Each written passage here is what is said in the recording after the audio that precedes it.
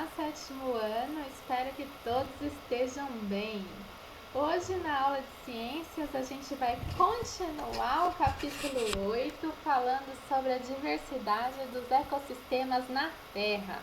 E hoje a gente vai falar sobre os biomas terrestres pelo mundo. No nosso último trabalho, a gente falou sobre alguns biomas aqui do Brasil, né? E agora a gente vai falar sobre alguns do mundo, né? E daí então aqui, abra na página 39, a gente vai falar sobre os principais que a gente encontra no mundo. Como eu já falei para vocês, a gente vai se concentrar falando onde eles estão. Depois a gente vai falar um pouquinho sobre como é o clima. Essa parte eu tenho certeza que vocês já aprenderam em geografia, mas daí a gente vai falar como que é a vegetação desse local. Vegetação a gente pode chamar de flora. E daí a gente vai falar como que é a fauna desse local, como que são os animais que estão neste local, tá bom? A gente vai falar de maneira geral e depois a gente vai olhar o mapa mundi e entender como que é essa localização. Quando a gente fala de biomas, na verdade, os biomas são formados por diversos ecossistemas.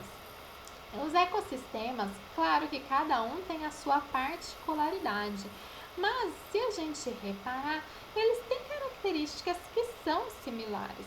Igual quando eu falo assim, e o jardim. O jardim da minha casa com certeza é diferente do jardim do meu vizinho, que é diferente do jardim da casa de um de vocês, que é diferente do jardim, por exemplo, de uma pessoa que mora lá nos Estados Unidos. Mas se eu falar assim, como é um jardim? Nós vamos descrever mais ou menos parecido. As características são similares. E é isso que a gente fala sobre biomas, as características climáticas, as características sobre a fauna e a flora são similares. Mas é lógico, a gente está falando sobre algo que fica no mundo, né? Então, cada lugarzinho tem as suas particularidades. Então, vamos sempre observar as imagens do livro, gente, porque por mais que eu queira descrever para vocês, eu não consigo descrever com tantos detalhes como uma fotografia, não é mesmo? Então, observem aqui a fotografia de uma floresta tropical. Olha que bonita a floresta tropical, gente! A floresta tropical tem características específicas em cada região do mundo, mas é possível sempre identificar algumas similaridades. Elas estão sempre próximas à linha do Equador, sempre. E estando sempre próximas à linha do Equador, o seu clima é quente e chuvoso na maior parte do ano. E as florestas tropicais são aquelas que abrigam a maior biodiversidade do planeta. Por isso que a gente aprendeu sobre biodiversidade. Elas têm grande riqueza vegetal e animal. E tem muitas espécies que só ocorrem nas florestas tropicais. Essa grande variedade inclui mamíferos, aves, anfíbios, répteis, insetos. Gente, é uma diversidade tão grande, mas tão grande, que, olha, não dá nem para falar de tantas espécies que a gente encontra nas florestas tropicais, tá bom? E o que a gente pode falar da vegetação é que a gente encontra uma vegetação em estratos. Como assim em estratos? Em camadas. A gente encontra vegetação rasteira próxima ao solo, a gente encontra uma vegetação mais arbustiva, então baixinha, a gente encontra árvores de pequeno porte, árvores de médio porte, árvores de grande porte, e são árvores bem próximas uma da outra. É aquela floresta bem fechada. Olha aqui, é tanta vegetação que a gente nem consegue ver o solo. São assim sempre as florestas tropicais, tá bom? Agora a gente vai falar dos desertos. Bem diferente das florestas tropicais, não? Os desertos, eles estão sempre situados ao norte e ao sul da linha do Equador, nunca muito próximos da linha do Equador, tá bom?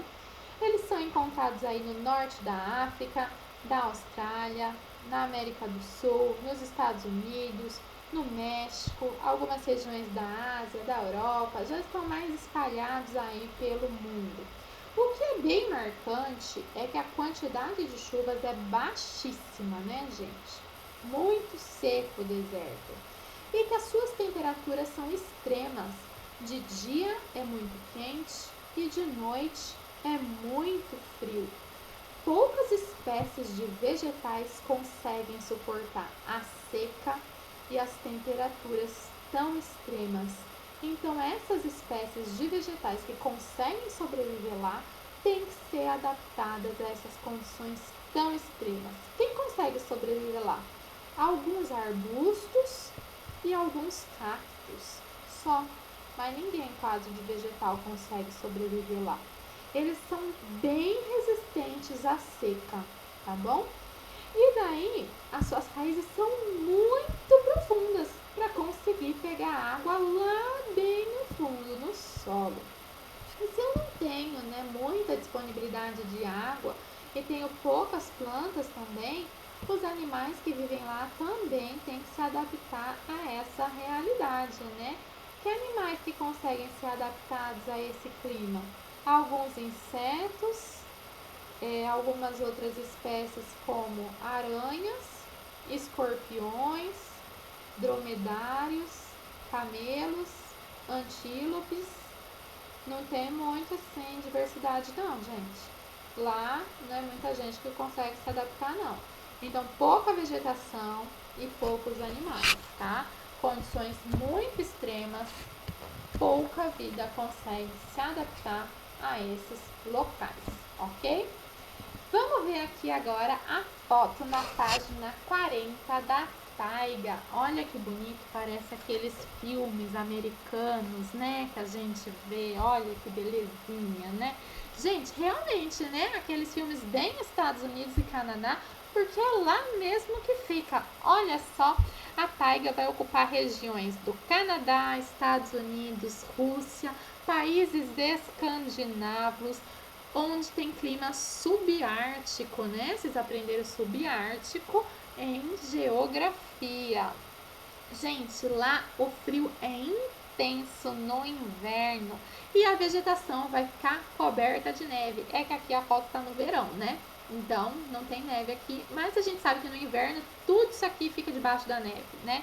Então a gente vai ter aí uma diversidade de plantas pequenas. O que a gente consegue ver? Ó, grama e árvores do tipo conífera. Conífera porque tem esse formato de cone, ou seja, pinheiro. Aqui a gente fala pinheiro, né?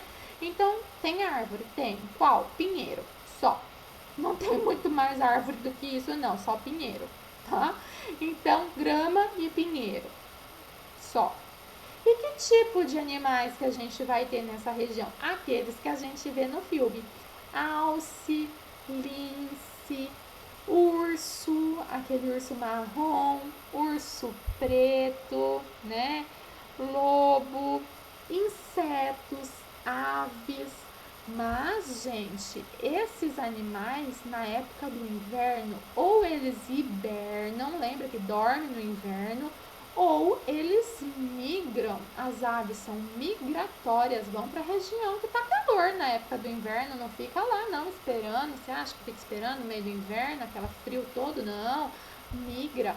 Então, ou eles hibernam ou migram na época do inverno. E acima no globo, a gente tem outra região que chama tundra. Aí, gente, é frio pra caramba. Fica tudo congelado porque é ao redor do Polo Norte. E fica ao redor do Polo Norte, fica congelado a maior parte do ano. E é só em poucos meses de verão, que é cerca de 3 meses só que é um verão, assim, um verãozinho, né? Porque descongela só um pouquinho a superfície do solo e daí tem só um pouquinho de grama e musgo. É toda a vegetação que tem lá, grama e musgo, tá? Só isso. E daí então a neve vai derreter só a camada superficial. E olha que a gente tem aqui um pouquinho de grama, essas graminhas aqui que tá nascendo, olha aqui a graminha que tá nascendo, gente, no meio da neve. O que vai viver aqui neste local? Gente, os animais que vão ocupar aqui vai ocupar mais do verão, tá bom?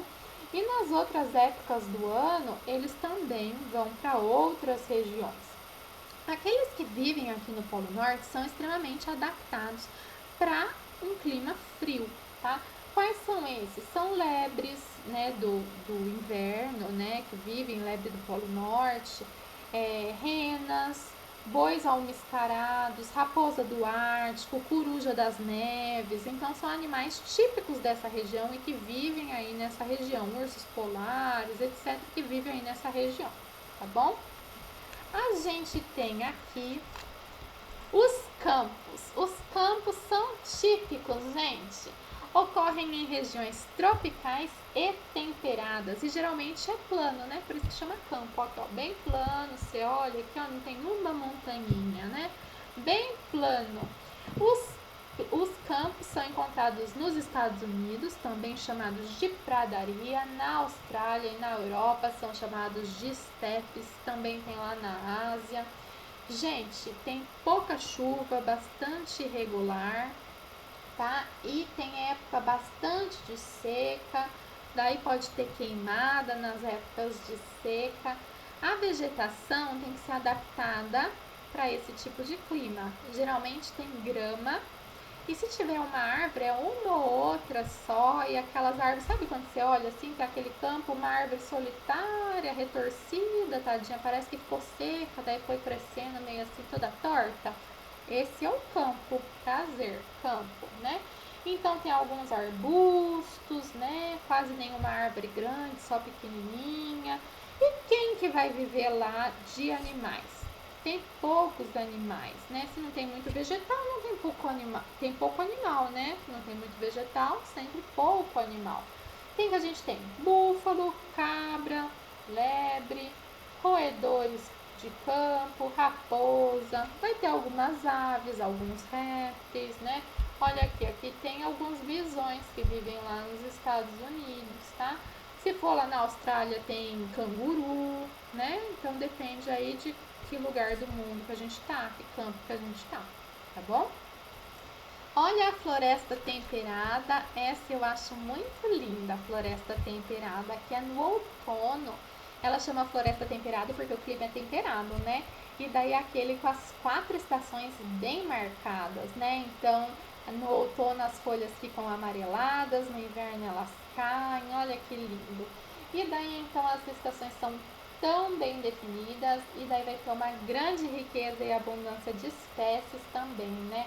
Vai ter muitas aves, diversos insetos, répteis, dependendo do local do mundo, vai ter então lince, pica-pau, pode ter urso panda, urso vermelho. Aqui no Brasil a gente tem gambá, pode ter em outros locais do mundo, né, koala. Gente, é muito bonito, né?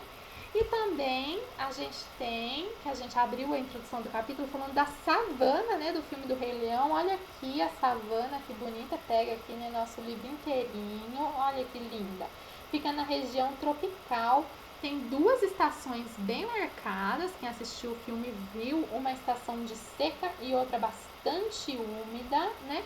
Mas tanto na seca quanto na estação úmida é quente o ano todo, tá bom? Aqui, ó, a vegetação é bem rasteira, bastante grama, mas tem uns locais que tem árvores, ó lá, tá? Então tem tanto grama quanto árvores, tá bom?